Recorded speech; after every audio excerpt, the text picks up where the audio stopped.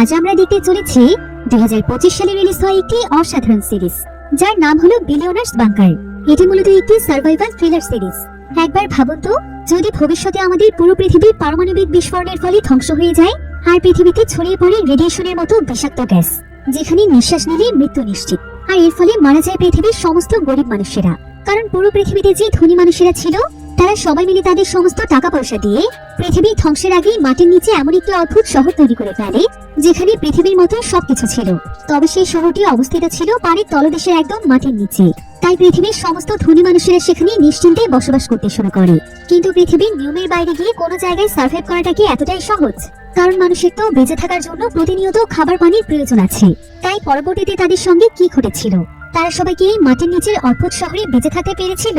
সেটাই আমরা দেখবো আজকের এই অসাধারণ সিরিজটির গল্পে। তাহলে চলুন ঘুরে আসা যাক মাটির নিচের অদ্ভুত এক শহরের গল্প থেকে। তো গল্পটি শুরু হয় ম্যাক্স নামক একটি ছেলেকে দেখিয়ে, যেখানে এখানে অ্যানি নামক একটি বাচ্চার সঙ্গে খেলছিল। অ্যানি আর ম্যাক্স আসলে অনেক ভালো বন্ধু, আর ছোটবেলা থেকেই তারা দুজন দুজনকে খুবই পছন্দ করে। তাছাড়া তারা দুজনই অনেক ধনী পরিবারের ছিল, তাই তাদের বন্ধুত্ব নিয়ে তাদের পরিবারের কারোর কোনো সমস্যা ছিল না। তারা দুজন ছোটবেলা থেকেই লেখাপড়া সহ সবকিছু একসাথেই করেছে। আর যখন তারা বড় হয়ে গিয়েছে, তখন এক পর্যায়ে তারা একে অপরকে ভালোবাসতে শুরু করেছে। এভাবে তাদের দিনগুলো বেশ ভালোই কাটছিল। তবে একদিন রাতের বেলা প্রচন্ড বৃষ্টির সময় ম্যাক্স অ্যানিকে সাথে নিয়ে তাদের একজন বন্ধুর বার্থডেতে যাচ্ছিল। কিন্তু সেই সময় ম্যাক্স ড্রিঙ্কস করেছিল, তাই সে কিছুক্ষণের মধ্যে গাড়ির নিয়ন্ত্রণ হারিয়ে ফেলার ফলে তাদের গাড়িটি সোজা এসে একটি গাছের মধ্যে ঢুকে যায়। এতে করে সেখানে বিশাল বড় একটি অ্যাক্সিডেন্ট ঘটে। আর এই অ্যাক্সিডেন্টে ম্যাক্স তো কোনো মতে বেঁচে যায়, কিন্তু এখানে মারা যায় অ্যানি, যার কারণে পরবর্তীতে ম্যাক্সের প্রায় 3 বছরের জেল হয়ে যায়। এরপর ম্যাক্সকে এমন একটি জেলখানাতে নিয়ে যাওয়া হয়, যেখানে মূলত দুর্বলদের প্রতি করা হয় নানা রকমের অত্যাচার। তবে ম্যাক্স যেহেতু এই ধরনের পরিবেশের সাথে অভ্যস্ত ছিল না, তাই প্রথম এখানে তার অনেক সমস্যা হচ্ছিল। তাই ম্যাক্স তখন টাকা দিয়ে এখানকার প্রত্যেকটি কয়েদিকে কিনে নিত, যাতে করে অন্যান্য সাধারণ কয়েদিদের মতো সে অত্যাচারিত না হয়। কিন্তু ধীরে ধীরে ম্যাক্স এটা রিয়েলাইজ করতে পারে যে তার জীবনের অতিরিক্ত বিলাসিতায় তার জীবনে কাল হয়ে দাঁড়িয়েছে। কারণ তাদের টাকা থাকার কারণে সে কখনোই নিজে থেকে কোনো কিছুই করেনি, সবকিছু সে টাকার মাধ্যমেই করিয়েছে। তার মানে টাকা ছাড়া তো তার জীবনের কোনো অস্তিত্বই নেই। তো ম্যাক্স যখন এই বিষয়টি রিয়েলাইজ করতে পারে, তখন সে সেখানকার কয়েদিদেরকে টাকা দেওয়া বন্ধ করে দেয়। আর এতে করে দেখা যায় যে আস্তে আস্তে সেই কয়েদিরা তার উপরও টর্চার শুরু করে। তারা ম্যাক্সের উপর বাকিদের মতোই অত্যাচার করতে থাকে। আর এক পর্যায়ে তো এই অত্যাচারের মাত্রা এতটাই বেশি বেড়ে যায় যে একদিন তো সেখানকার কয়েদিরা ম্যাক্সকে ওয়াশিং মেশিনের মধ্যে বন্ধ করে দেয়। এরপর প্রায় অনেক সময় পর যখন ম্যাক্সকে বের করা হয়, তখন ম্যাক্সের কাছে মনে হচ্ছিল যে আজকে হয়তো সে মারাই যাবে। কিন্তু পরক্ষণে সে রিয়েলাইজ করতে পারে যে তার উপর আজকে এত টর্চার হওয়ার পরও তার কোনো ব্যথাই অনুভব হচ্ছে না। এখানে থাকতে থাকতে সবকিছু যেন তার শরীরে সয়ে গিয়েছে। এটা বুঝতে পেরে ম্যাক্স অনেক খুশি হয়। আর ম্যাক্স এখানে রিয়েলাইজ করতে পারে যে যদি তাকে সত্যি সত্যি বাস্তব জীবনে টিকে থাকতে হয়, তাহলে তাকে কোনো ভীতু মানুষ হয়ে নয়, বরং তাকে বাঁচতে হবে একজন সত্যিকারের সাহসী পুরুষ মানুষের মতো। এসব কিছু চিন্তা করতে করতে ম্যাক্স ধীরে ধীরে নিজেকে প্রস্তুত করে ফেলতে থাকে, যাতে করে পরবর্তীতে এখানকার কোনো কয়েদি আর তার গায়ে হাত দেওয়ার সাহস না পায়। সে প্রতিনিয়ত ট্রেনিং করতে থাকে। এতে করে খুবই অল্প দিনের মধ্যেই ম্যাক্স অনেক বেশি পাওয়ারফুল হয়ে যায়, আর তার ফাইটিং স্কিলও বেশ ভালো হয়ে যায়। ম্যাক্স তখন আস্তে আস্তে কারাগারের বিভিন্ন ফাইটিং ম্যাচে পার্টিসিপেট করতে শুরু করে। আর আস্তে আস্তে তার ফাইটিং স্কিল এতটাই ভালো হয়ে যায় যে তার সঙ্গে কেউ আর সহজেই লড়াই করতে চায় না।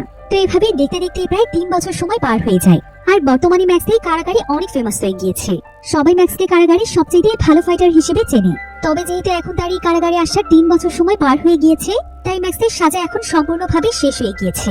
আর আজকে ছিল ম্যাক্সের কারাগার থেকে বের হওয়ার দিন, তাই সবাই এখানে খুব সুন্দরভাবে সেলিব্রেট করে ম্যাক্সকে বিদায় জানায়। ম্যাক্স তখন খুশি মনে কারাগারের বাহিরে আসে, আর বাহিরে তার জন্য অপেক্ষা করছিল তার বাবা জেমস। তবে জেমস এখানে ম্যাক্সকে বলে, আমরা এখন আমাদের বাড়িতে ফিরবো না, বরং আমাদেরকে ফিরতে হবে একটি স্পেশাল জায়গাতে। কারণ এই 3 বছরে পৃথিবীর অনেক কিছু পরিবর্তন হয়ে গিয়েছে। বিভিন্ন জায়গাতে পারমাণবিক যুদ্ধ শুরু হয়েছে, এমনকি শোনা যাচ্ছে এখন পুরো বিশ্বে পারমাণবিক যুদ্ধ শুরু হবে। এতে ধ্বংস হয়ে যাবে আমাদের পুরো পৃথিবী। তবে এখন পর্যন্ত সাধারণ মানুষের এই ব্যাপারটি সম্পর্কে জানে না। কিন্তু জেমস যেহেতু অনেক ধনী একজন মানুষ ছিল, তাই দেশের সমস্ত সিক্রেট খবরাখবর তার কাছে থাকে।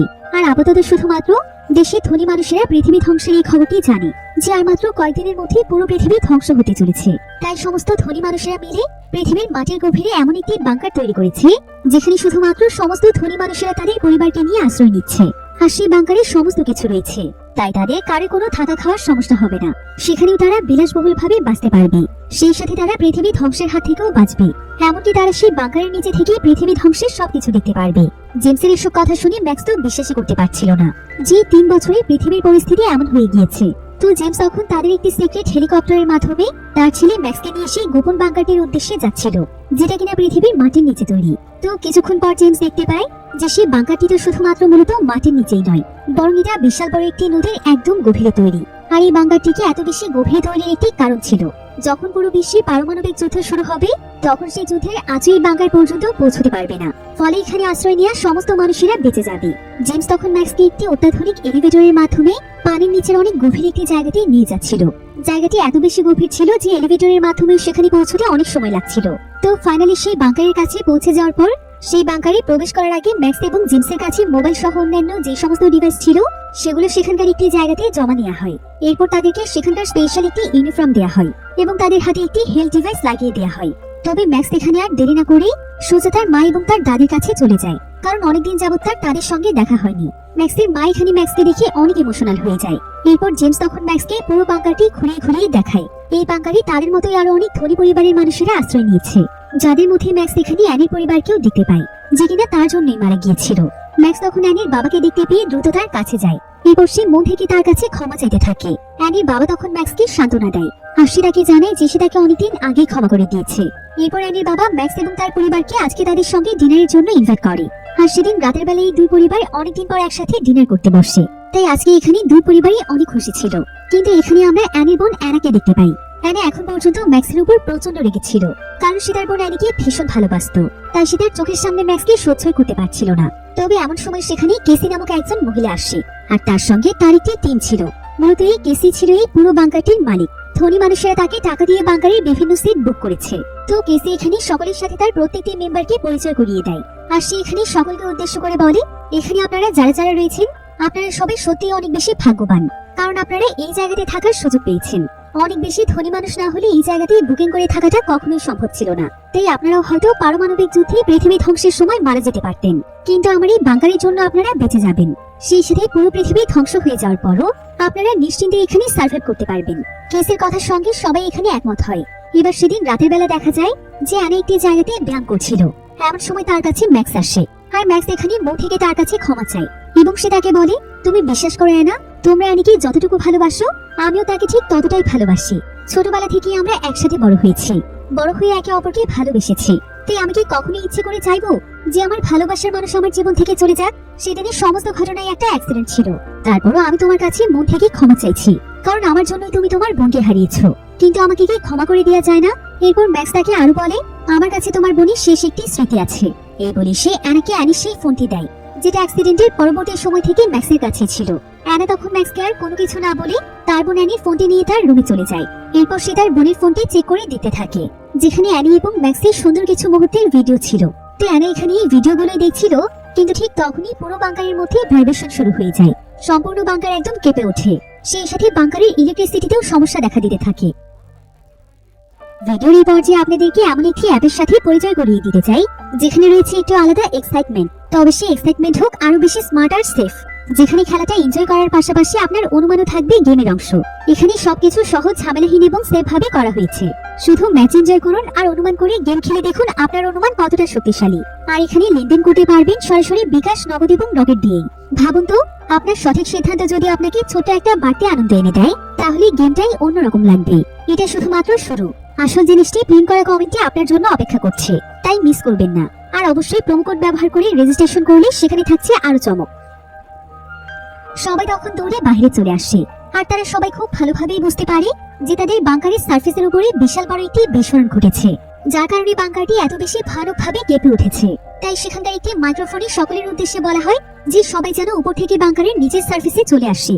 সেখানে গেলে তারা আরো বেশি সুরক্ষিত থাকতে পারবে। এদিকে অ্যানা তার পরিবারের লোকদেরকে খুঁজতে গিয়ে দেখতে পায় যে তার বাবা অনেক বড় একটি ধ্বংসস্তূপের নিচে চাপা পড়েছিল, কিন্তু ম্যাক্স এবং জেমস তার বাবাকে অনেক কষ্ট করে সেই জায়গা থেকে বের করে এনেছে। তো এবার তারা কোনো মতে সেই জায়গা থেকে সোজা নিচের ফ্লোরে চলে আসে, যেটা কিনা মূলত ছিল সেফ জোন।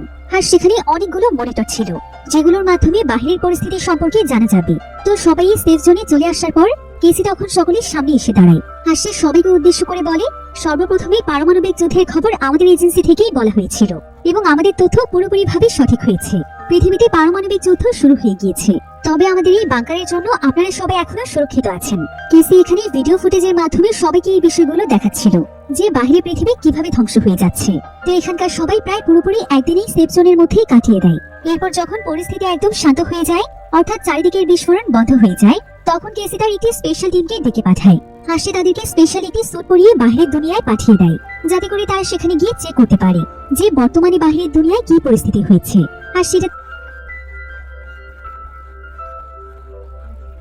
এখানকার সবাইকে দেখাতে পারে, যেখানে দেখা যায় যে সত্যি সত্যি পুরো পৃথিবী ধ্বংস হয়ে গিয়েছে। চারিদিকে শুধুমাত্র ধুলো আর ধুলো দেখা যাচ্ছে। সেই সাথে পারমাণবিক বোমের বিষাক্ত রেডিয়েশন চারিদিকে ছড়িয়ে পড়েছে। তাই যদি এখন সেখানে মানুষ কোনো ধরনের স্যুট ছাড়া চলে যায়, তাহলে সঙ্গে সঙ্গে তার মৃত্যু নিশ্চিত। তো এবার দেখা যায় সেখানে লুকাস নামের স্পেশাল টিমের একজন সদস্য ছিল। সে এখানে একটি গাড়ির ইঞ্জিন চেক করছিল। তবে সেখানে যখন সে একটি লোহা দেখতে পায় আর সে তার হাত দিয়ে সেই লোহাটিকে টাচ করে, তখন সঙ্গে সঙ্গে তার হাতের গ্লাভস গলে যায় এবং তার হাত একদম ঝলসে যায়। এতে সে সেখানে পাগলের মতো ছোটাছুটি করতে থাকে। অর্থাৎ রেডিয়েশনের মাত্রা এখানে এতটাই বেশি ছিল যে লোহা পর্যন্ত একদম আগুনের মতো গরম হয়ে যাচ্ছিল। এখন লুকাসের এই পরিস্থিতি দেখতে পেয়ে বাকি টিম মেম্বাররা তাকে সঙ্গে করে নিয়ে দ্রুত বাংকারের মধ্যে চলে আসে। এখন সবাই এখানে একে অপরের সাথে এই বিষয়গুলো নিয়ে কথা বলছিল, কারণ বাহিরের পৃথিবীতে তো এখন ভয়ানক রেডিয়েশন ছড়িয়ে গিয়েছে। তাই তারা চাইলেও এখন বাহিরে আর যেতে পারবে না। কিন্তু বাংকারের মধ্যেও কি সারা জীবন থাকা সম্ভব? তারা এখানে কেউ ভাবতেও পারছিল না যে তাদেরকে কত মাস অথবা কত বছর এই বাংকারের নিচে থাকতে হবে। তাই তারা সবাই এই বিষয়গুলো চিন্তা করতে করতে অনেক আপসেট ছিল। অন্যদিকে এখানকার কেসি নামক যে ওনার ছিল, সে এখানে তার লোকদেরকে নিয়ে লুকাসের পরিস্থিতি দেখতে চলে যায়। কিন্তু এখানে দেখা যায় কেসি এবং তার লোকেরা একটি আলাদা জায়গাতে এসে সবাই এখানে আনন্দ উল্লাসে মেতে ওঠে। আর এখানে ঘটনার সবচেয়ে বড় টুইস্ট রিভিল হয়। আসলে সবকিছু হচ্ছে কেসি এবং তার টিমের প্ল্যান। তারা মূলত শহরের ধনী মানুষদের কাছ থেকে টাকা হাতিয়ে নেওয়ার জন্য এমন দুর্দান্ত একটি মাস্টার প্ল্যান তৈরি করেছে। এমনকি কেসি এবং তার টিম চাইছিল সারা জীবনের জন্য এই ধনী মানুষদেরকে বাংকারে বন্দি রেখে বাহিরের দুনিয়ায় তাদের যে প্রপার্টি রয়েছে সেগুলোকে তারা দখল করতে পারে। কারণ এখানে প্রবেশের আগে তারা প্রত্যেকের কাছে বিভিন্ন কাগজপত্র সাইন করিয়ে নিয়েছে। তবে কেসি খুব ভালো করেই জানতো যে এত ধনী মানুষদেরকে বোকা বানানো এতটাও সহজ হবে না। তাই কেসি তার পুরো টিমকে নিয়ে দুর্দান্ত ভাবে প্ল্যান তৈরি করতে থাকে। প্রথমে তারা শহরের ধনী মানুষদের মাঝে মিথ্যে নিউজটি ছড়িয়ে দেয় যে কিছুদিনের মধ্যে পৃথিবী ধ্বংস হয়ে যাবে। এরপর তারা এই বাংকারটি তৈরি করে বাংকারের মধ্যে বিভিন্ন সিমুলেশন সিস্টেম তৈরি করে ফেলে। সেই সাথে তারা বাংকারের সার্ফেসের উপরে নিজেরাই বোম সেট করেছিল, যাতে করে তারা সেই বোমের বিস্ফোরণ ঘটিয়ে বাংকারে আতঙ্কিত এক পরিবেশ সৃষ্টি করতে পারে। তবে এই বিস্ফোরণটি এমন ভাবে করা হয়েছিল যাতে করে এখানে কারো খুব বেশি ক্ষতি না হয়ে যায়।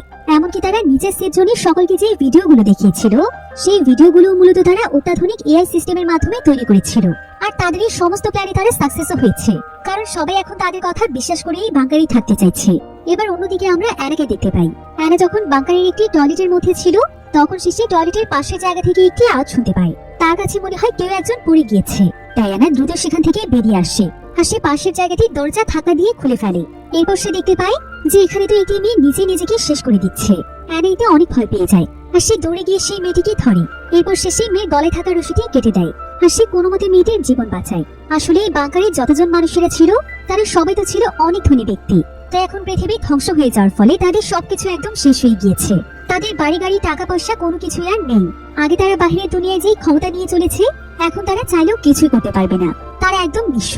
তাই এটাই এই মেয়েটি মেনে নিতে না পেরে নিজে নিজেকে শেষ করে দিতে চাইছিল। কিন্তু শুধুমাত্র সেই নয়, এখানকার প্রায় সবাই এখানকার পরিবেশের সাথে খাপ খাইয়ে নিতে পারছিল না। সবাই অনেক ডিপ্রেসড হয়ে গিয়েছিল। এবার কেসি তখন সবাইকে জানায় যে এখন বাংকারের উপরের সার্ফেস অনেকটাই ঠিক হয়ে গিয়েছে, তাই তাদের কোনো চিন্তা করতে হবে না। তারা নিশ্চিন্তে বাংকারে সার্ভাইভ করতে পারবে। এরপর কেসি তখন তার টিমের সাথে দেখা করতে যায়, যেখানে লুকাসকে তার টিম মেম্বাররা মেকআপ করাচ্ছিল, যাতে করে তারা সবাই লুকাসকে দেখিয়ে দেখাতে পারে যে লুকাস বাইরে যাওয়ার ফলে তার কি হয়েছে। অন্যদিকে আমরা জেমস এবং তার ওয়াইফকে দেখতে পাই। তাদের দুজনের মধ্যে এখানে ঝামেলা শুরু হয়ে গিয়েছিল। আসলে জেমস যেহেতু অনেক ধনী একজন বিজনেসম্যান ছিল, তাই সে সবসময় নিজের ইচ্ছে মতোই চলেছে।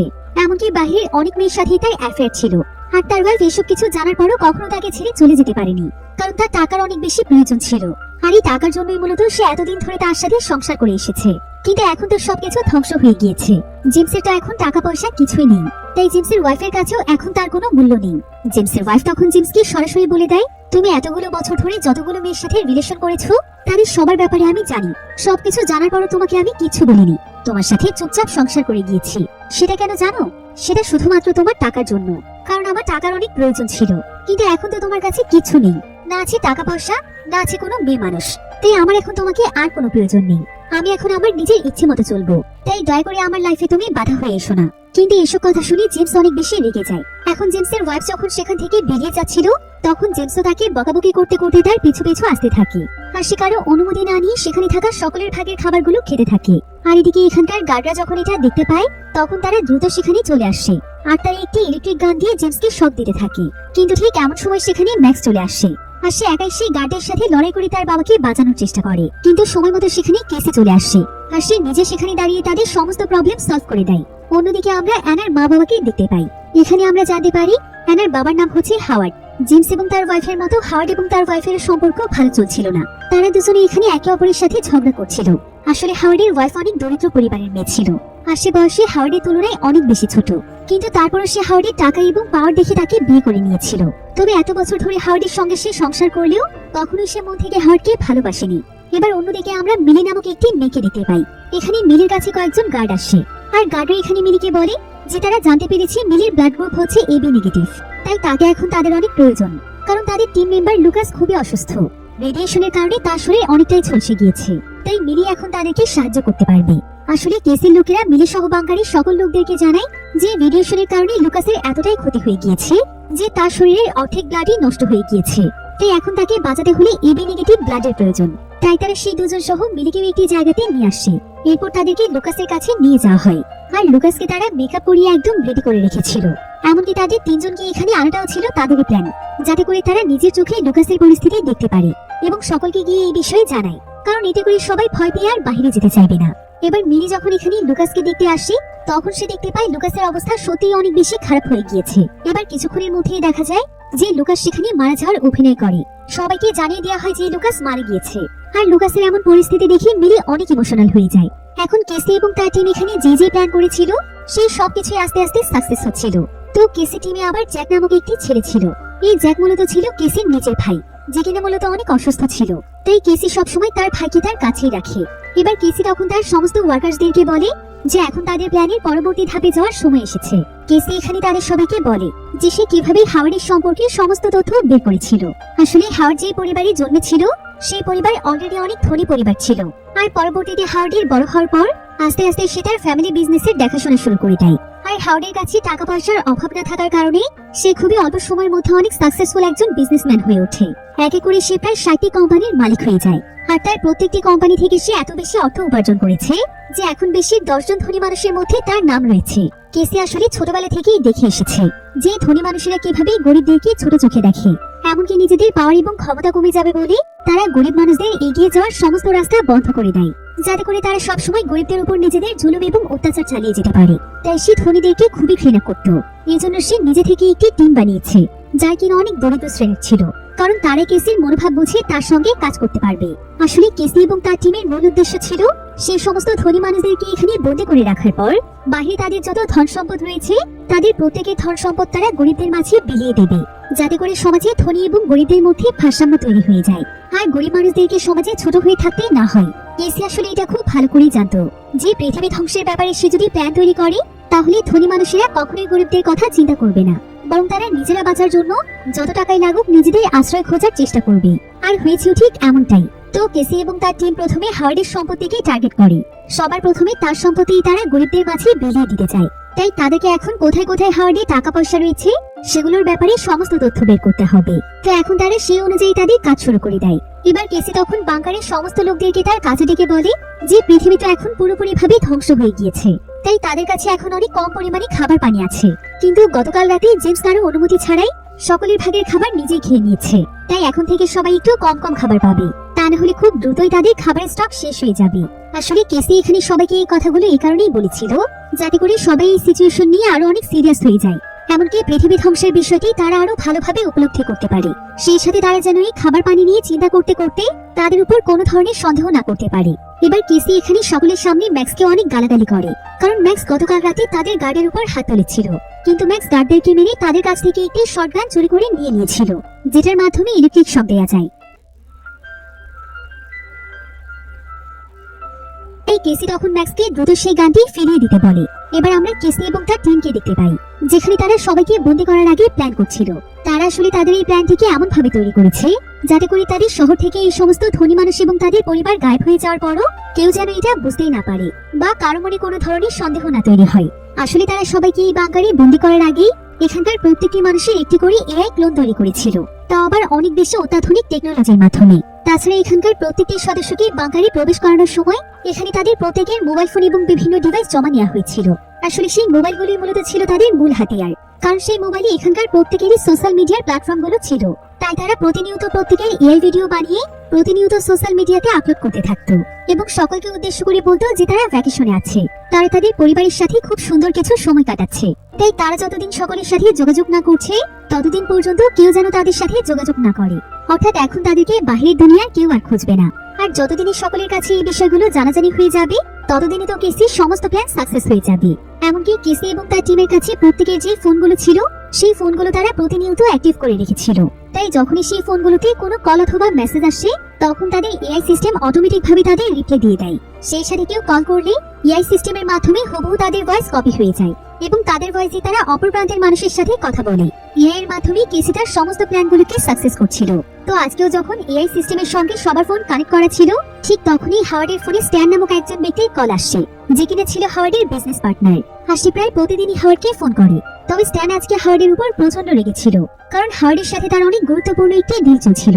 সে তখন একটি ভিডিও ফুটেজের মাধ্যমে হাওয়ার্ডকে উদ্দেশ্য করে বলে, তুমি এতটা দায়িত্ব জ্ঞানহীন কিভাবে হতে পারো? তুমি জানো যে আমাদের এবারের ডিলটি কতটা গুরুত্বপূর্ণ। তুমি দ্রুত আমার সঙ্গে দেখা করো, তা না হলে তুমি পৃথিবীর যে প্রান্তেই থাকো না কেন তোমাকে আমি খুঁজে বের করে ছাড়বো। এখন স্ট্যানের এসব কথা শুনে কেসি এবং তার টিমের সবাই কিছুটা দুশ্চিন্তায় পড়ে যায়, কারণ তারা বুঝতে পারছিল না যে তারা স্ট্যানকে এবার কিভাবে সামলাবে। এবার আমরা বাংকারের সমস্ত মানুষদেরকে দেখতে পাই যারা প্রত্যেকেই অনেক বেশি ভেঙে পড়েছিল, কারণ তাদের কারো জীবনে কোনো কিছু ঠিকভাবে চলছিল না। কারণ এখন তো তারা সবাই জানতে পেরেছে যে পৃথিবী ধ্বংসের ফলে তাদের ধন সম্পদ আর কিছুই নেই, তারা সবাই নিঃস্ব। তাই এখানকার প্রত্যেকটি পরিবারে নিজেদের লোকদের সাথে ঝগড়া করতে থাকে, ফলে তাদের সম্পর্কগুলো নষ্ট হতে থাকে। কারণ এখানে যতগুলো পরিবার ছিল সেই পরিবারের কেউ না কেউ টাকার জন্যই তাদের সঙ্গে সম্পর্ক ভালো রেখেছিল। আর এখন যখন তাদের টাকা পয়সা এবং পাওয়ার চলে গিয়েছে তখন কারো ওয়াইফ তার হাজবেন্ডকে ছেড়ে দিচ্ছে, আবার হাজবেন্ড তার ওয়াইফকে ছেড়ে দিচ্ছে। এমনকি ছেলেমেয়েরাও মা বাবাকে আর মূল্যায়ন করছে না, অর্থাৎ এখন প্রত্যেকটি মানুষের আসল চেহারা বেরিয়ে আসতে থাকে। তাই এখন অনেক ধনী মানুষেরা এটা রিয়েলাইজ করতে পেরেছিল যে এতদিন শুধুমাত্র তাদের টাকার জন্যই সকলেই তাদের পাশে ছিল, তাদের এত সম্মান পাওয়ার সবকিছুই ছিল টাকার জন্য, তাদের নিজেদের আসলে কোনো কিছুই ছিল না। অন্যদিকে ততক্ষণে কেসি টিম হাওয়ার্ডের এআই মডেল তৈরি করে ফেলেছিল, যেটার মাধ্যমে তারা স্ট্যানের সাথে সরাসরি হাওয়ার্ডকে কথা বলিয়ে দিতে পারবে, অর্থাৎ হাওয়ার্ডের হয়ে হাওয়ার্ডের এআই তার সঙ্গে কথা বলবে। তো এবার তারা তাদের সিস্টেম চালু করে স্ট্যানকে ভিডিও কল দিয়ে হাওয়ার্ডের এআই মডেল চালু করে দেয়। এরপর তারা সেই এআই মডেলের মাধ্যমে স্ট্যানের সাথে কথা বলতে শুরু করে। এখন কেসি টিম এআই এর মাধ্যমে স্ট্যানের সাথে কথা বলে জানতে পারে যে কয়েক মাস আগে তার একটি পার্টিতে অনেক বড় একটি প্ল্যান করেছিল। তারা দুজনেই সিদ্ধান্ত নিয়েছিল যে তাদের দুজনের যত ব্ল্যাক মানি রয়েছে সেগুলোকে কাজে লাগিয়ে তারা বিশাল বড় একটি কোম্পানি খুলবে। আর তাদের এই প্ল্যান একদম পুরোপুরিভাবে তৈরি হয়ে গিয়েছিল, কিন্তু এর মাঝেই হঠাৎ করে হাওয়ার্ড একদম গায়েব হয়ে যায়। তাই মূলত স্ট্যান তাকে বারবার ফোন করছিল। কেসি তখন হাওয়ার্ডের এআই মডেলের মাধ্যমে চালাকি করে স্ট্যানের কাছ থেকে এটাও জেনে নেয় যে তারা বিজনেসের জন্য হাওয়ার্ডের যে ব্ল্যাক মানির কথা বলছিল সেগুলো মূলত কোথায় আছে। আর এখানে তারা জানতে পারে সেগুলো মূলত আছে হাওয়ার্ডের বাড়ির একটি সিক্রেট জায়গাতে, যেটা মূলত একটি পাসওয়ার্ড দিয়ে খুলতে হয়, কিন্তু সেই পাসওয়ার্ড শুধুমাত্র আসল হাওয়ার্ডই জানে। তাই কেসি তখন তার পুরো টিমের সাথে প্ল্যান করে ফেলে যে যেভাবেই হোক তারা তাদের কথার জালে ফাঁসিয়ে হাওয়ার্ডের কাছ থেকে তার সিক্রেট পাসওয়ার্ডটি জানবে। এরপর তারা সেই পাসওয়ার্ডটিকে কাজে লাগিয়ে হাওয়ার্ড এবং স্ট্যানের সমস্ত ব্ল্যাক মানি নিয়ে নেবে, আর সেগুলোকে ভাগ করে তারা গরিবদেরকে বিলিয়ে দেবে। এবার কেসি একটি জায়গাতে মন খারাপ করে বসেছিল, সে এখানে তার অতীত জীবনের কথা ভাবছিল। আসলে কেসির যখন 12 বছর বয়স ছিল তখন সে তার ভাই জ্যাককে নিয়ে একটি স্কুলে পড়তো, যেখানকার বেশিরভাগ স্টুডেন্টরাই ছিল ধনী পরিবারের। কিন্তু কেসি যখন তার ভাই জ্যাককে নিয়ে স্কুলে যেত তখন সেখানকার ধনী স্টুডেন্টগুলো তাদেরকে সবসময় বুলি করত, তাদেরকে ছোট লোক বলে অপমান করত। তবে কেসি এবং তার ভাই জ্যাক ছিল খুবই ট্যালেন্টেড স্টুডেন্ট, কিন্তু তারা গরিব হওয়ার কারণে তাদের মেধার যেন কোনো মূল্যায়নই ছিল না। এমনকি কেসির বাবার আর্থিক অবস্থা ভালো না থাকার ফলে কেসির মাও একদিন ছোট্ট একটি চিঠি লিখে কেসি এবং তার ভাইকে লিখে চলে যায়। তারপর তাদের বাবা আগে থেকেই নেশা করত, তাই তখন থেকে কেসি এবং তার ভাই জ্যাকে কেউই ছিল না। তারা দুই ভাই বোন একে অপরের প্রতি ভরসা করে বেড়ে উঠেছে। তবে সেই অল্প বয়সে তারা দুজন বুঝতে পেরেছিল যে তাদের দুজনের ভবিষ্যৎ তাদের দুজনকেই গড়ে তুলতে হবে। তাই তখন থেকেই তারা দুই ভাই বোন অনেক পরিশ্রম শুরু করে। তারা তাদের লেখাপড়ায় আরো অনেক মনোযোগী হয়ে ওঠে। এভাবে তারা দুজনেই অনেকগুলো ডিগ্রি অর্জন করে ফেলে। আর এক পর্যায়ে তারা দুই ভাই বোন মিলে অনেক গবেষণা করে নিজেদের এআই আর্টিফিশিয়াল ইন্টেলিজেন্স তৈরি করে ফেলেছিল। এবং তখন তারা ভাবছিল যে তারা লাইফে অনেক বড় কিছু করতে পারবে। কিন্তু খুব শীঘ্রই তারা বুঝতে পারে যে টাকা এবং ক্ষমতা ছাড়া পৃথিবীর কোনো কিছুই হাসিল করা সম্ভব নয়। কারণ তারা অত্যাধুনিক প্রযুক্তির এআই মডেল তৈরি তো করে ফেলেছিল ঠিকই, কিন্তু তাদের কাছে কোনো টাকাই ছিল না। যেটার মাধ্যমে তারা তাদের এই এআই কে মার্কেটে লঞ্চ করতে পারবে এবং সকলের সাথে পরিচয় করিয়ে দিতে পারবে। তাই তারা তখন বিভিন্ন কোম্পানির কাছে ফান্ডের জন্য গিয়েছিল, কিন্তু সেই সময় কেউ তাদের পাশে এসে দাঁড়ায়নি, বরং তারা তাদের এই কাজকে তুচ্ছ তাচ্ছিল্য করেছে। তবে এর মাঝে যে কোম্পানিগুলো তাদেরকে ফান্ড দেওয়ার জন্য তৈরি হয়ে যেত, তারা আবার এই বিজনেসের বেশিরভাগ শেয়ারই নিজের কাছে রাখতে চাইতো। এভাবেই আস্তে আস্তে কেসির একদম দেয়ালে পিঠ থেকে যায়। এক পর্যায়ে কেসি রিয়েলাইজ করতে পারে যে টাকা ছাড়া আসলে তারই পরিশ্রমের কোনো মূল্য নেই। বড় বড় ধনী ব্যক্তিরা কখনোই তাদের মতো মানুষকে উপরে উঠতে দেবে না। আর অন্যদিকে ধনী মানুষের ছেলেমেয়েরা কোনো কিছু না করার পরেও শুধুমাত্র নিজেদের টাকার ক্ষমতা দিয়ে বড় বড় কোম্পানির মালিক হয়ে যাচ্ছে। সমাজে যারা ধনী মানুষ তারা আরো ধনী হচ্ছে, আর যারা দরিদ্র শ্রেণীর মানুষ তাদেরকে আরো বেশি নিচে নামিয়ে দেওয়া হচ্ছে। ফলে এই অন্যায় আর কেসি সহ্য করতে পারছিল না। তাই কেসি চাইছিল সমাজের প্রত্যেকটি দরিদ্র শ্রেণীর মানুষকে সাহায্য করতে।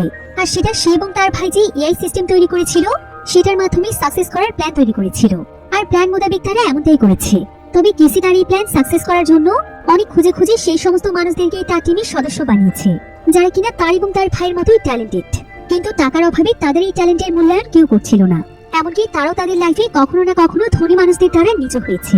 এভাবেই কেসি এখন পর্যন্ত তার সমস্ত প্ল্যান পরিচালনা করে যাচ্ছে। এবার আমরা কেসিকে দেখতে পাই। কেসি এখানে তার টিমকে বলে যে তার মাথায় একটি আইডিয়া এসেছে। সে বুঝতে পেরেছে যে সে কিভাবে হার্ডের কাছ থেকে তার পাসওয়ার্ড বের করবে। তাই কেসি এখন হার্ডকে সেটাই দেবে যেটা হার্ডের প্রয়োজন। আর হার্ডের এখন সবচাইতে বেশি প্রয়োজন অ্যাটেনশন, কারণ এখানে আসার পর হার্ড সকলের অবহেলার পাত্র হয়ে গিয়েছে। তাই যদি এখন কেউ হার্ডের কেয়ার করে তাহলে হার্ড তাকে অনেক মূল্যায়ন করবে। তাই কেসি তখন তার একজন ওয়ার্কারকে হার্ডের কাছে পাঠিয়ে দেয়। আর এই ওয়ার্কারের নাম ছিল ইনগ্রিড। ইনগ্রিড তখন হার্ডের সাথে অনেক ভালো আচরণ করতে থাকে, এমনকি সে হার্ডকে তার দিকে আকৃষ্ট করতে থাকে। তাই ইনগ্রিডের সঙ্গে খুব অল্প সময়ের মধ্যে তার বন্ধুত্ব হয়ে যায়। আর ইনগ্রিড এবং হার্ড প্রতিনিয়ত একে অপরের সাথে সময় কাটাতে থাকে, কারণ হার্ডের সাথে এখন কথা বলার মতো তেমন কেউ ছিল না। ইনগ্রিড তখন হার্ডকে বলে যে হার্ড চাইলে তার একটি গেম খেলতে পারে, এতে তাদের বোরিং সময়গুলো একটু ভালোভাবে কাটবে। আর হার্ডও তার কথায় রাজি হয়ে যায়। ইনগ্রিড তখন হার্ডকে বলে চলো আমরা দুজনকে আমাদের সিক্রেট সম্পর্কে বলি। এভাবে কথা বলতে বলতে ইনগ্রিড বলে যে তার কিছু সিক্রেট লকার ছিল, আর সেখানে ছিল তার লাইফের সবচেয়ে গুরুত্বপূর্ণ কিছু অর্থ। কিন্তু পৃথিবী ধ্বংস হয়ে যাওয়ার পর সবকিছু ধ্বংস হয়ে গিয়েছে। প্রিয় লকারগুলো হয়তো নিঃশেষ হয়ে গিয়েছে। এরপর ইনগ্রিড তাকে বলে জানো আমার লকারগুলোর পাসওয়ার্ড কি ছিল? এই বলে সে বানিয়ে বানিয়ে তার লকারের পাসওয়ার্ড বলতে থাকে। এরপর এভাবে কথা বলতে বলতে হার্ড ও ইনগ্রিডকে তার সিক্রেট পাসওয়ার্ড গুলো বলে দেয়। শুধুমাত্র তাই নয়, এখন যেহেতু হার্ডেরও কোনো কিছুই ছিল না, তাই সে ইনগ্রিডকে তার ব্যাংক সহ যেখানে যেখানে টাকা পয়সা ছিল সেই সবকিছুর ডিটেলস সহ পাসওয়ার্ড গুলো বলে দেয়, যার ফলে এখানেও কেসির প্ল্যান পুরোপুরি ভাবে সাকসেস হয়ে যায়। এবার পরের দিন কেসি এবং তার টিম হার্ডের এআই ক্যারেক্টারের মাধ্যমে তার বিজনেস পার্টনার স্ট্যানকে আবার ফোন দেয়। আর সে স্ট্যানকে বলে আমি তো এখন দেশ থেকে অনেক দূরে আছি, তবে আমি তোমাকে আমাদের ব্ল্যাক মানি গুলো যেখানে রেখেছি সেখানকার পাসওয়ার্ড বলছি, তুমি সেখান থেকে সমস্ত টাকা নিয়ে নাও আর ব্যাংককে একটি স্টার্টআপ বিজনেস শুরু করে দাও, কারণ আমার ফিরতে ফিরতে অনেকটাই দেরি হয়ে যাবে।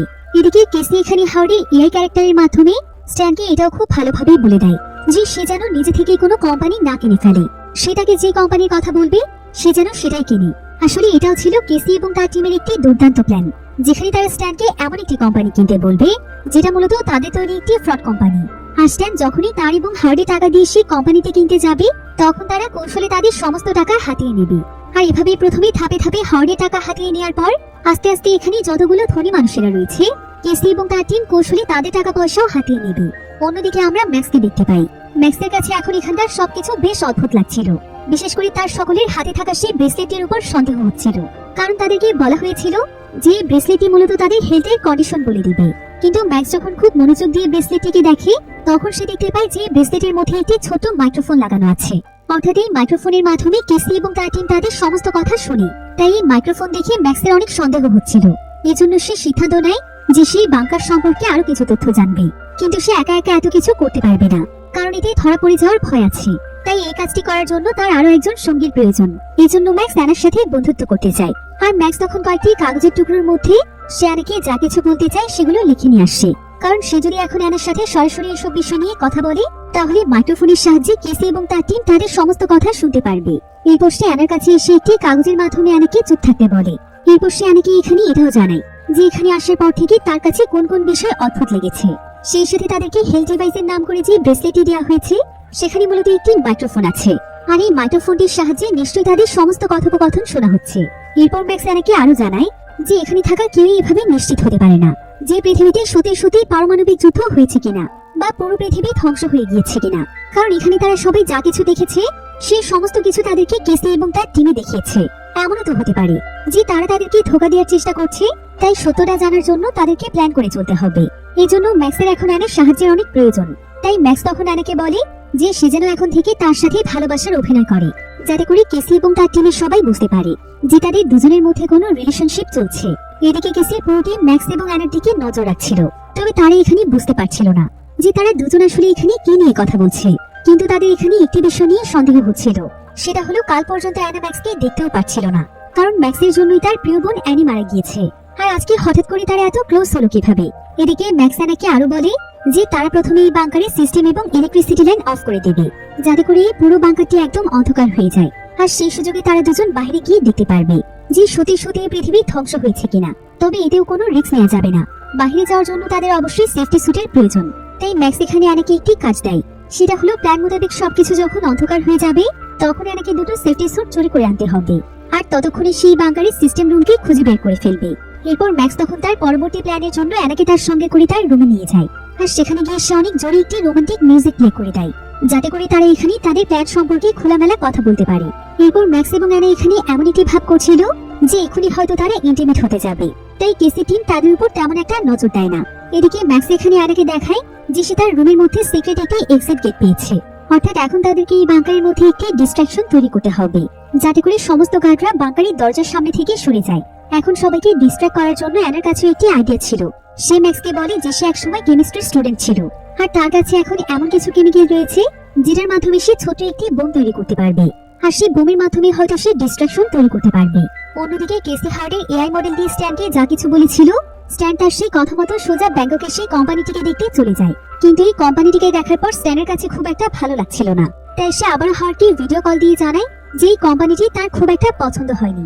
এখন স্ট্যানের কথা শুনে কেসি তখন তার প্ল্যান অনুযায়ী সেই কোম্পানিটি তার সেই টিম মেম্বার লুকাসকে পাঠায়, তাও আবার হাওয়ার্ডের চাইতেও আরো অনেক বড় ইনভেস্টর সাজিয়ে। আর এই লুকাস ছিল সেই ব্যক্তি যে কিনা রেডিয়েশনের জন্য ঝলসে গিয়ে মরে যাওয়ার অভিনয় করেছিল। আর এখন কেসি তাকে বলেছে যে স্ট্যানের সামনে সে যেন এই কোম্পানির রেট এবং শেয়ার আরো বাড়িয়ে দেয়, কারণ এতে করে স্ট্যান ভাববে যে এই কোম্পানিটির মূল্য অনেক বেশি, তাই সে লোভে পড়ে কোম্পানিটিকে কিনতে চাইবে, কারণ পরবর্তীতে তারা এই কোম্পানি থেকে অনেক লাভ করতে পারবে। অন্যদিকে ম্যাক্স অনেক খোঁজাখুঁজি করে বাংকারের কন্ট্রোল রুম পেয়ে যায়, আর সে দ্রুত সেখানকার সিস্টেম বন্ধ করে দেয়। এতে করে সঙ্গে সঙ্গে হার্ডের এআই মডেলও বন্ধ হয়ে যায়, ফলে স্ট্যানের সঙ্গে তার যে ভিডিও কল চলছিল সেটাও বন্ধ হয়ে যায়। তাই স্ট্যান বুঝতেই পারছিল না যে সেই কোম্পানিটিকে আসলে কিনবে কিনা। এবার কিছুক্ষণ পর ম্যাক্স এবং অ্যানা প্ল্যান অনুযায়ী সবকিছু আবারও চালু করে দেয়, কারণ তাদের প্ল্যান কমপ্লিট হয়ে গিয়েছিল। এখন সমস্ত সিস্টেম আবারও অ্যাক্টিভেট হওয়ার পর কেসি দ্রুত হার্ডের এআই মডেল দিয়ে স্ট্যানের সাথে যোগাযোগ করে, কারণ ততক্ষণ স্ট্যান কোম্পানি না কিনেই ফিরে যাচ্ছিল। এখন কেসি হার্ডের এআই মডেলের মাধ্যমে স্ট্যানকে বলে, তুমি আমার উপর পুরোপুরিভাবে ভরসা করতে পারো, তুমি দ্রুত কোম্পানিটিকে কিনে নাও, আমি তো তোমার সঙ্গেই আছি। এখন হার্ডের কথা শুনে স্ট্যানও কোম্পানিটিকে কেনার সিদ্ধান্ত নেয়। এদিকে ম্যাক্স এবং অ্যানা তাদের বোমটিকে সেভ করে ফেলেছিল, আর এখন তারা অপেক্ষা করছিল বোমটি ফাটার জন্য, কারণ বোম ফাটলেই যখন গার্ডরা ডিস্ট্রাক্ট হয়ে যাবে তখনই তারা বাইরে বের হতে পারবে। এখানে অ্যানা এবং ম্যাক্স অনেকটাই কাছাকাছি ছিল। অ্যানাকে দেখে ম্যাক্স অনেক ইমোশনাল হয়ে যায়, কারণ অ্যানা তার গার্লফ্রেন্ড অ্যানির মতোই দেখতে ছিল। ম্যাক্স এখানে অ্যানাকে বলে, জানো না, আমি তোমার বোনকে আমার জীবনের চাইতেও বেশি ভালোবাসতাম, আর এখনো বাসি। হয়তো আমি চাইলেও ওকে কখনোই ভুলতে পারবো না। আর এখন আমি যখনই তোমার দিকে তাকাচ্ছি তখনই আমার অ্যানির কথা অনেক মনে পড়ছে। আমি তোমার মাঝে অ্যানিকে দেখতে পাচ্ছি, তুমি পাশে থাকলে আমার কাছে মনে হচ্ছে অ্যানি আমার পাশে আছে। এদিকে অ্যানা ম্যাক্সের কথা শুনে বুঝতে পারে যে ম্যাক্স হয়তো তাকে ভালোবাসার কথা বলতে চাইছে। যদিও অ্যানা এতদিনে ম্যাক্সকে ক্ষমা করে দিয়েছে, তারপরও সে তার বোনের বয়ফ্রেন্ডের সাথে কোনো রিলেশনশিপে যেতে পারবে না। এজন্য সে ম্যাক্সকে পরিষ্কারভাবে জানিয়ে দেয় যে যদি ম্যাক্সের মনে অন্য কিছু থাকে তাহলে সেটা যেন সে মুছে ফেলে। এদিকে কেসি এবং তার টিমের এখন স্ট্যানের উপরেই নজর ছিল, তাই ম্যাক্স এবং অ্যানার দিকে তারা খুব একটা খেয়াল করে না। এখন কেসি স্ট্যানকে ব্যাংককে রাখার জন্য তার আরেকজন সঙ্গী ইনগ্রিডকে ব্যবহার করে, যার মাধ্যমে সে হার্ডের কাছ থেকে সমস্ত কোড সম্পর্কে জেনে নিয়েছিল। ইনগ্রিড তখন স্ট্যানের সাথেও বন্ধুত্ব করে তার কাছে আসতে শুরু করে। এখানে প্ল্যান অনুযায়ী ইনগ্রিডের মা বাবা তাকে রেখে বিদেশ যাচ্ছিল, যেটা কিনা ছিল তাদের প্ল্যানেরই অংশ। আর স্ট্যান যখন এটা জানতে পারে তখন সে ইনগ্রিডের সৌন্দর্যে মুগ্ধ হয়ে বলে যে সে তার খেয়াল রাখবে। স্ট্যান তখন ইনগ্রিডের সঙ্গে সেখানে ড্রিঙ্কস করে পার্টি করতে থাকে, আর ইনগ্রিড তাদের প্ল্যান মোতাবেক স্ট্যানের অনেক কাছাকাছি চলে আসে। এরপর সে স্ট্যানকে বলে যে সেখানে যে কোম্পানিটি কিনতে চাইছে সেটা অনেক ভালো একটি কোম্পানি, তাই দেরি না করে সে যেন কোম্পানিটিকে কিনে ফেলে, কারণ দেরি হয়ে গেলে যে কেউ কোম্পানিটিকে কিনে নিতে পারে। তাই স্ট্যান তখন আর দেরি না করে আবার সেই কোম্পানিটিতে চলে যায়। আর এখানে লুকাসও কোম্পানিটিকে কিনতে আসার অভিনয় করে, আর লুকাস এখানে স্ট্যানের সামনে ডবল ডবল দাম বলছিল, ফলে স্ট্যানকেও বাধ্য হয়ে দাম বাড়াতে হচ্ছিল। এভাবে লুকাস এবং সেই দাম বাড়তে বাড়তে কেসি যখন বুঝতে পারে যে স্ট্যান তার অর্থের একদম শেষ প্রান্তে পৌঁছে গিয়েছে, তখন তারা তাদের প্ল্যান মোতাবেক এই দামে কোম্পানিটিকে বেচতে রাজি হয়ে যায়। তাই তারা স্ট্যানকে জিতিয়ে দেয়। এখন স্ট্যান যখনই কোম্পানি কেনার জন্য কাগজে সাইন করতে যাবে, তখনই আবারও কেসের এআই সিস্টেমের সমস্যা দেখা দেয়। এতে কেসে অনেক ভয় পেয়ে যায়, কারণ এক্ষুনি স্ট্যান তাদেরকে টাকা ট্রান্সফার করতে যাচ্ছিল। তবে সৌভাগ্যবশত কিছু সময় পরেই দেখা যায় যে কেসিদের অ্যাকাউন্টে সমস্ত টাকা চলে আসছে, অর্থাৎ তাদের এই প্ল্যান সাকসেসফুল হয়ে যায়। কিন্তু ঠিক তখনই অ্যানা এবং ম্যাক্স যে বোমটি সেট করেছিল সেটা সঙ্গে সঙ্গে সেখানে ব্লাস্ট হয়ে যায়, যার ফলে পুরো বাংকারে একদম হইচই শুরু হয়ে যায়। সবাই ভয় পেয়ে জীবন বাঁচানোর জন্য এদিক ওদিক ছুটতে থাকে। এমনকি গার্ডরাও চেক করার জন্য বাংকারের ভেতরে চলে আসে। এদিকে সুযোগ পেয়ে ম্যাক্স এবং অ্যানা পেছনে থাকা এক্সিট গেটের মাধ্যমে সেখান থেকে বের হওয়ার চেষ্টা করছিল। অন্যদিকে স্ট্যান সেই কোম্পানিটিকে কেনার পর অনেক রিল্যাক্সে তার প্রাইভেট জেট দিয়ে বাড়িতে ফিরছিল। কিন্তু এমন সময় সে একটি পোস্টারে ইনগ্রেডের মায়ের ছবি দেখতে পায়, যে কিনা আসলে ছিল থাইল্যান্ডের অনেক বড় একজন অ্যাক্ট্রেস। কিন্তু ইনগ্রেড তাকে বলেছিল যে তার মা বাবা দুজনেই বিজনেসম্যান। তবে স্ট্যান এখন সবকিছু রিয়েলাইজ করতে পারে। সে বুঝতে পারে তার সাথে স্ক্যাম করা হয়েছে। সে তখন দ্রুত ইনগ্রেডের সোশ্যাল মিডিয়ার অ্যাকাউন্টগুলো চেক করতে থাকে, কিন্তু এখন ইনগ্রেডের প্রত্যেকটি অ্যাকাউন্টই ডিসেবল ছিল। স্ট্যান তখন এখানে আর একদমই সময় নষ্ট না করে সোজা সে আবার সেই কোম্পানিতে চলে যায়। কিন্তু এখানে আসার পর সে দেখতে পায় যে এই কোম্পানিতে তো এখন কেউই নেই। এসব দেখে স্ট্যান কি করবে কিছু বুঝতে পারছিল না। সে তখন দ্রুত হার্টকে ভিডিও কল দেয়। এরপর সে হার্টকে তাদের প্রাইভেট কিছু কথা জিজ্ঞাসা করে, যে তারা দুজন মিলে কোথায় ঘুরতে গিয়েছিল এবং কি কি করেছিল, আর সে কোন কলেজে লেখাপড়া করেছিল। কিন্তু হার্ট এবার এখানে কোনো প্রশ্নেরই উত্তর দিতে পারে না। এটা করে কিছুক্ষণের মধ্যে স্ট্যান বুঝতে পারে যে সে আসলে এতদিন যাকে হার্ট মনে করে কথা বলছিল সে আসলে হার্ট নয়, বরং হার্টের একটি এআই ক্যারেক্টার, যেটা ব্যবহার করে স্ক্যামাররা তাকে নিঃস্ব করে দিয়েছে। এদিকে কেসি এবং তার টিমের প্রথম মিশন কমপ্লিট হয়ে গিয়েছিল। তারা হার্ট এবং হার্টের সাথে তার বন্ধুরও টাকা নিয়ে নিয়েছিল। এখন এমনটা তারা আস্তে আস্তে প্রত্যেকটি সদস্যের সাথেই করবে। তাই তারা তাদের পরবর্তী প্ল্যানের জন্য প্রস্তুতি নিতে থাকে। অন্যদিকে অ্যানা এবং ম্যাক্স ততক্ষণে সেফটি স্যুট পরে বাংকারের দরজার একদম সামনে চলে আসছে।